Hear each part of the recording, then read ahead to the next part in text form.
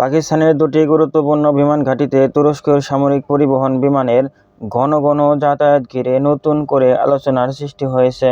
19 থেকে 21 আগস্টের মধ্যে তুরস্কের একাধিক C-130 বিমান পাকিস্তানের নূর খান ও মাসরুর বিমান ঘাঁটিতে যাতায়াত করেছে বলে বিভিন্ন প্রতিবেদনে জানানো হয়েছে।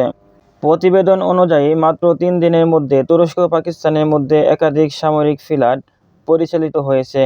এই স্বাভাবিক তৎপরতার দিকে নজর রাখছে ভারতের নিরাপত্তা ও গোয়েন্দা সংস্থাগুলো। সবচেয়ে বেশি আলোচনা হচ্ছে এই বিমানগুলোতে কি আনা হয়েছে।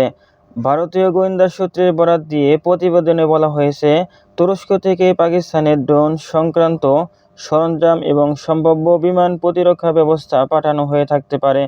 তবে এসব সরঞ্জাম আসলে বিমানে ছিল কিনা তা স্বাধীনভাবে নিশ্চিত হয়নি।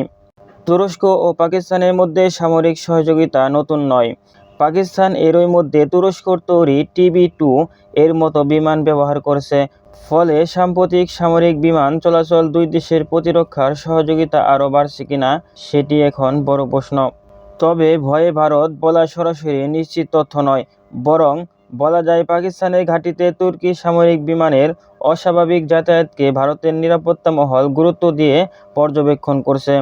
পরিস্থিতি কোন দিকে যায় এখন সেদিকেই নজর দক্ষিণ এশিয়ার।